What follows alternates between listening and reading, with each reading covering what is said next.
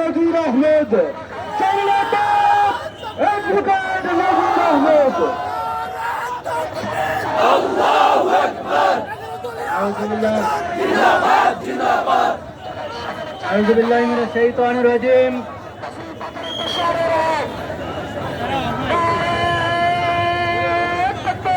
আল্লাহু আকবার। আউযু বিল্লাহি মিনাশ শাইতানির রাজিম। এখন আসতেছে। বিসমিল্লাহির রহমানির রহিম।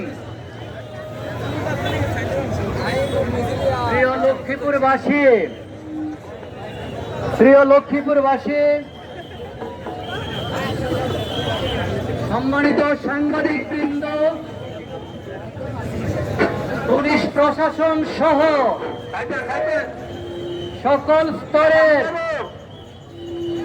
নেতৃবৃন্দ এবং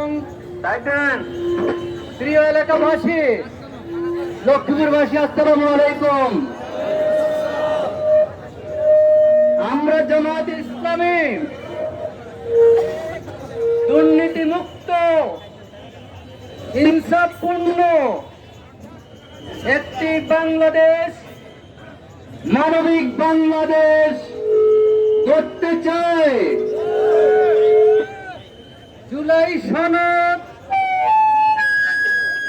শত শত শহীদের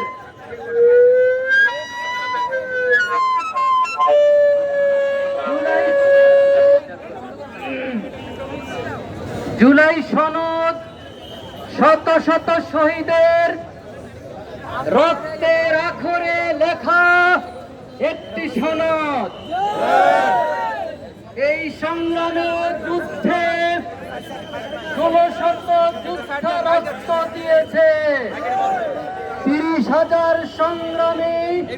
তারা আহত হয়ে তারা হসপিটালে কাতরাচ্ছে। তাই এই সনদ বাংলাদেশের আপামর মানুষের প্রাণের দাবি। এ সনদ বাস্তবায়ন হতেই হবে। এদেশের 70% মানুষ গণভোটের পক্ষে রায় দিয়েছে, জুলাই সনদের পক্ষে রায় দিয়েছে। তাই যারা জুলাই সনদ মানে না, যারা 16শত শহীদের রক্তকে অস্বীকার করে, যারা 30,000 আহত যুদ্ধকে অস্বীকার করে, তারা জাতীয় বেঈমান। আমরা আজকে এই গণসমাবেশ এবং গণমিছিল থেকে সুস্পষ্টভাবে জানিয়ে দিতে চাই, জুলাই সনদকে সংবিধানের অন্তর্ভুক্ত করতে হবে। জুলাই সনদের মূল কথা ছিল গুপ্ত হত্যা, অপহরণ, আয়নাঘরে আটক, বিনা বিচারে হত্যা ইত্যাদি প্রতিরোধের জন্য স্বাধীন গুম কমিশন গঠন করতে হবে। আরো জুলাই সনদের কথা ছিল স্বাধীন ও নিরপেক্ষ মানবাধিকার কমিশন গঠন করতে হবে। লুটপাট, দুর্নীতি, আত্মসাৎ, ব্যাংকের টাকা লুট করে পাচার করে বিদেশে বেগম পাড়া, বিদেশে পাচারের বিরুদ্ধে দুর্নীতি দমন কমিশন স্বাধীনভাবে গঠন করতে হবে এবং এই অধ্যাদেশকে বাস্তবায়ন করতে হবে। স্বাধীন বিচার বিভাগকে সত্যিকার ভাবে পৃথকীকরণের মাধ্যমে স্বাধীন বিচার বিভাগ এবং সুপ্রিম কোর্টের সচিবালয় প্রতিষ্ঠা করে বিচারকদেরকে সুপ্রিম কোর্টের অধীনে তাদের পদোন্নতি এবং তাদের প্রত্যাহার সহ তাদের ট্রান্সফারের ব্যবস্থা করতে হবে। তা কিছুতেই সরকারের প্রশাসনের অধীন থাকবে না, তাহলে জনগণ নেই বিচার পাবে। পাবলিক সার্ভিস কমিশন, যাকে পিএসসি বলা হয়, স্বাধীনভাবে নিরপেক্ষভাবে যোগ্য লোকদেরকে বিএসসি বিসিএস এর মাধ্যমে দেশের উচ্চ পর্যায়ে নিয়োগ করতে হবে এবং অধস্তন আদালতের বিচারকদের স্বাধীনতা, ন্যায় বিচার প্রতিষ্ঠা করতে হবে এবং জুলাই সনদে বাংলাদেশের সকল বিরোধী দল, বর্তমানে সরকারি দল সহ সকলে স্বাক্ষর করেছিল। তারা কথা দিয়েছিল পার্লামেন্টে গিয়ে 30 কর্মদিবসের মধ্যে সংবিধানের 93 অনুচ্ছেদের আলোকে এই জুলাই সনদের যে অর্ডিন্যান্স জারি হয়েছে তাকে আইনি মর্যাদা এবং সংবিধানের অন্তর্ভুক্ত করবেন।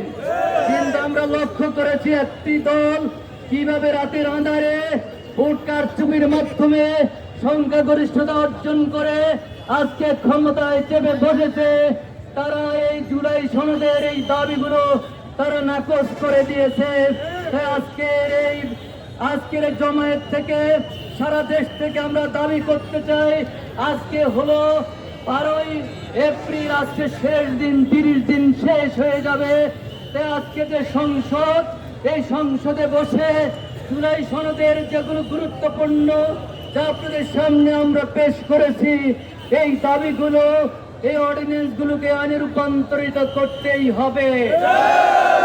আমার সর্বশেষ যে কথা বলতে চাই, আমরা বলতে চাই গত কয়েকদিন পূর্বে লক্ষ্মীপুর শহরে চকবাজারে একটি 144/146 দ্বারা জারি করা হয়েছিল। আমরা তার তীব্র নিন্দা জানাই। জেলা প্রশাসন, পুলিশ প্রশাসন সুস্পষ্টভাবে জানাতে চাই, জুলাই যোদ্ধাদের 30-40 জন সেদিন চকবাজারে একটা মিটিং ডেকেছিল, তাদের অধিকার ছিল, তারা মিছিল করে চলে যেত। সরকারের এত গদি নড়বড়ে কেন? 30-40 জুলাই যোদ্ধার স্লোগানে যদি সরকারের গদি যদি নড়ে যায়, তাহলে সরকারের অবস্থা সম্পর্কে মানুষ বুঝতে পেরেছে। জনগণের সরকার নয়, ভোটকে বিশ্বাস করে না, অন্যভাবে নির্বাচিত, অন্যভাবে তারা ক্ষমতা দখল করেছে। পুলিশ প্রশাসন, এসপি সাহেব এবং লক্ষ্মীপুর থানার মডেল থানার ওসি সাহেব, আপনি কেন জুলাই যোদ্ধাদেরকে বাধা দিলেন? তারা এখানে মিছিল করার অধিকার ছিল, তাদের সাংবিধানিক অধিকার। যারা রক্ত দিয়েছে রাজপথে, 18 কোটি মানুষকে যারা মুক্ত করেছে, তারা চকবাজারে একটা মিছিল করার অবশ্য অধিকার ছিল। বক্তব্য আপনারা শুনতে পারতেন। পাশাপাশি আমরা দেখি একটা টোকাই গ্রুপ, তারা চকবাজারে এসে চকবাজারের মসজিদের মুসল্লিদের উপর হামলা করেছে, যোদ্ধাদেরকে হামলা করেছে। আমরা হুঁশিয়ারি সংকেত জানাতে চাই, যদি 144 হবে তাহলে টোকাই গ্রুপ কিভাবে মিছিল করলো চকবাজারে? কেন তাদেরকে অ্যারেস্ট করলেন না? জুলাই যোদ্ধাদেরকে অ্যারেস্ট করে থানায় নিয়ে গেলেন। দুঃসাহস আপনাদের, আপনাদের বেশি দিন হয়নি, আপনারা মাঠে ময়দানে রাস্তায় দায়িত্ব পালন করতে পারেননি, আপনারা থানাতে বসতে পারেননি। রাজু থানার যে আসবাবপত্রগুলো সেগুলো জনগণ খুঁড়ে দিয়েছে। আমরা আমাদের লোকজন দিয়ে আপনাদের অস্ত্র রক্ষা করেছিলাম। থানার অস্ত্র লুটের জন্য ছিল, রামগঞ্জ থানা পুড়িয়ে দিয়েছে জনতা, সেটাকে আমরা ঠেকিয়েছি। আর বাকিটা আমাদের সেক্রেটারি সাহেব ওখানে বলেছেন। তাই অতীতকে সামনে রাখুন। জনগণ যদি একবার আঙ্গুল বাঁকা করে, আপনারা জনগণের সেবক হন।